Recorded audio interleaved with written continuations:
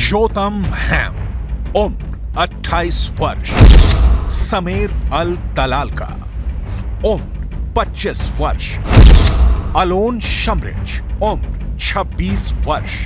तीनों युवक हमास के आतंकवादी नहीं है, फिलिस्तीनी नहीं है, बल्कि इजरायली है।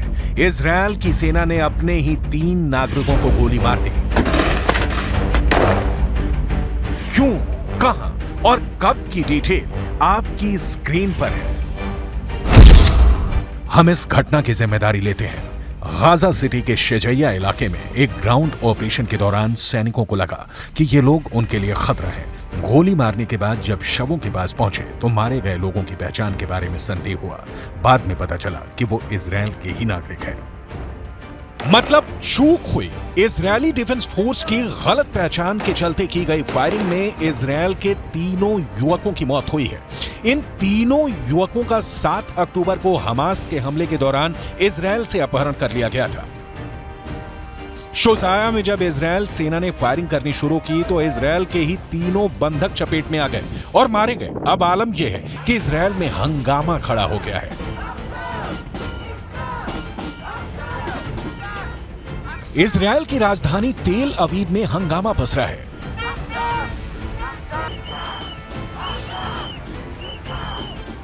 नाराज लोगों ने तेल अवीव में इजरायली सेना के हेडक्वार्टर्स के बाहर प्रदर्शन किया है। लोग हाथों में बंदूकों की तस्वीर लिए और दिल में दर्द लिए अपनों को जल्दी से जल्दी छुड़ाने के लिए प्रदर्शन कर रहे हैं। क्यों? क्योंकि इजरायली डिफेंस फोर्स यानी आईडीएफ से हो गई है बड़ी चूक। इजरायली डिफेंस फोर्स जमीन पर गाजा को जला रहा है। इंच दर इंच हमास के लड़ाकों की तलाश कर रहा है। जो मिल गए उन्हें ठिकाने लगा रहा है।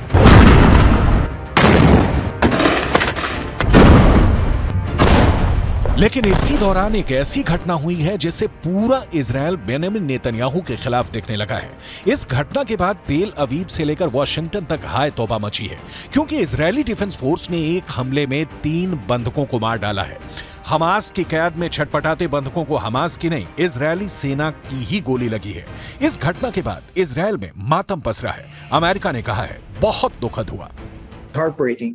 It's tragic, this news coming out of Gaza today about these hostages being killed in the conduct of a raid. I want to be careful here not to speak to too many specifics because we don't have perfect visibility on exactly how this operation unfolded and how this tragic mistake was made. But obviously, this is not an outcome that anybody wanted to see. युद्ध में गलती होना सामान्य घटना है, लेकिन 3 बंधकों के मारे जाने से इजरायल की जनता गुस्से में दिख रही है। 7 अक्टूबर को हमास ने इजरायल के 240 लोगों को बंधक बना लिया था। युद्ध विराम के दौरान हमास ने 105 बंधकों को छोड़ा। इसके बाद कहा गया कि हमास के कब्जे में अभी भी 137 बंधक बचे हुए हैं, जिसे छुड़ाया जाना है। अब खबर आ रही है कि बंधकों में से 3 को इजरायली सेना ने ही गलती से मार डाला।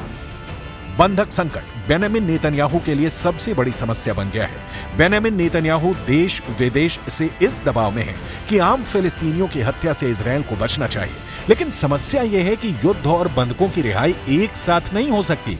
इसलिए हमास युद्ध विराम चाहता है और इजरायल इस युद्ध विराम के लिए राजी नहीं है। इस बीच बंधकों की जान हमास की बंदूक की गोली में अटकी है। बेंजामिन नेतन्याहू के लिए इतना ही नहीं, एक और ताजा मुश्किल आ खड़ी हुई है। अमेरिका के राष्ट्रपति बाइडेन ने इजरायल को जो मशवरा दिया है उसे आपको भी बहुत ध्यान से सुनना और समझना चाहिए। गाजा में जारी अंधाधुंध बमबारी के कारण इजरायल दुनिया का समर्थन खो रहा है। अमेरिका की यह चिंता इसलिए है क्योंकि अमेरिका के संग के कारण ही इजरायल पूरे अरब वर्ल्ड को चैलेंज करते हुए गाजा में बमबारी कर रहा है। बड़ी संख्या में फिलिस्तीनी मारे जा रहे हैं। महिलाओं और बच्चों की मौत देखकर दुनिया का कलेजा मुंह को आ रहा है। अमेरिका अब इस युद्ध में खुद को अलग खड़ा दिखाना चाहता है। इजरायल का साथ हर कदम पर देने वाले अमेरिका ने 2 टूक क्लियर कर दिया है कि इजरायल को चुनिंदा ठिकानों पर हमले करने चाहिए, आतंकवादियों को चुन चुन कर मारना चाहिए, लेकिन उस दौरान नागरिकों की मौत नहीं होनी चाहिए। इतनी कैटेगरी वाला हमला युद्ध में नहीं होता, लेकिन कूटनीति में होता है। अमेरिका यही कर रहा है। युद्ध खत्म करने की इतनी जल्दी अमेरिका को होती तो ना लाल सागर में और ना ही भूमध्य सागर में अमेरिकी युद्धपोत पहरा दे रहे होते। अमेरिका संयुक्त राष्ट्र में युद्ध विराम के खिलाफ वीटो नहीं करता। अमेरिका इजरायल को बेहद सस्ते और हर संभव हथियार सप्लाई नहीं करता।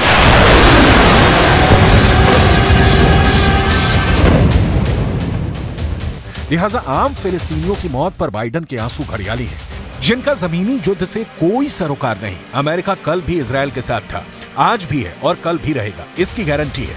क्यों? अमेरिका की क्या मजबूरी है? इसे विस्तार से आगे बताएंगे। अभी इजरायल के नागरिकों के एक और प्रदर्शन की तस्वीरें देखिए। इन लोगों की मांग है कि युद्ध विराम तत्काल लागू हो। We will only see peace when everybody has equal rights and freedom, and we can't have peace unless this happens. If one people have rights and other people are oppressed, there won't be justice and there won't be peace. युद्ध शुरू होने के बाद से ही अब तक Israel के हमले में गाजा में कम से कम 18,700 फिलिस्तीनियों की मौत हुई है, जिसमें महिलाएं और बच्चे भी शामिल हैं। घायलों की संख्या 51,000 के करीब है। सिर्फ 24 घंटे में इजरायल ने हमास के 10 और लड़ाकों को मारने का दावा किया है। वहीं हमास के हमले में 1400 इजरायली मारे गए हैं। इजरायल के प्रधानमंत्री बेंजामिन नेतन्याहू को अमेरिका की नई सलाह सुनिए। I don't think that we can necessarily make some sort of broad judgment about the specific circumstances here and what that says about the ability for them to be more surgical and more precise. I would add that when they went into North Gaza, they went in with a much smaller footprint, and they were able to conduct smaller scale, smaller unit operations than what they had originally planned to do. America क्या चाहता है? युद्ध की दशा और दिशा पर उसका कोई असर नहीं दिख रहा। इजरायल और हमास के बीच शांति की कोई गुंजाइश नजर नहीं आ रही। इजरायली सेना के विमान लगातार हमास के नियंत्रण वाले गाजा पट्टी में बम बरसा रहे हैं।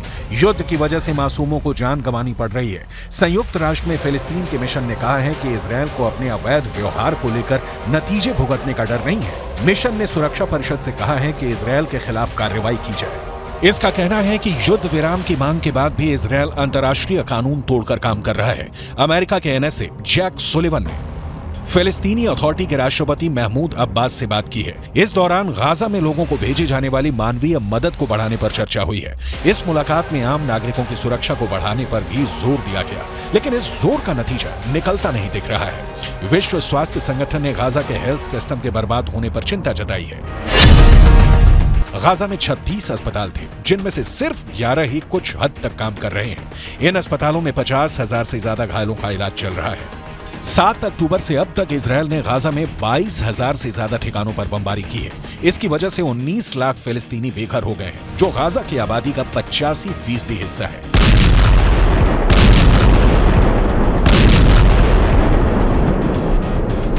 बेघर हुए लोगों को सर्दी और बारिश जैसे बुरे हालातों का सामना करना पड़ रहा है। संयुक्त राष्ट्र से लेकर पूरे अरब वर्ल्ड में एक भी देश ऐसा नहीं निकला जो इजरायल को आम फिलिस्तीनियों की किलिंग से रोक सके। हालांकि किलिंग रोकना तो दूर, ईरान जैसे देश ने तो हमास का साथ देने से ही इनकार कर दिया। लेबनान के हिजबुल्लाह के हमले और यमन से हूथी विद्रोहियों के हमले इजरायल युद्ध में एक डिग्री भर का फर्क नहीं ला सकते। कहा जा रहा है कि गाजा में हमास के लड़ाकों की संख्या ज्यादा से ज्यादा होगी तो 40,000 होगी, लेकिन मौत और मातम पूरा गाजा भोग रहा है।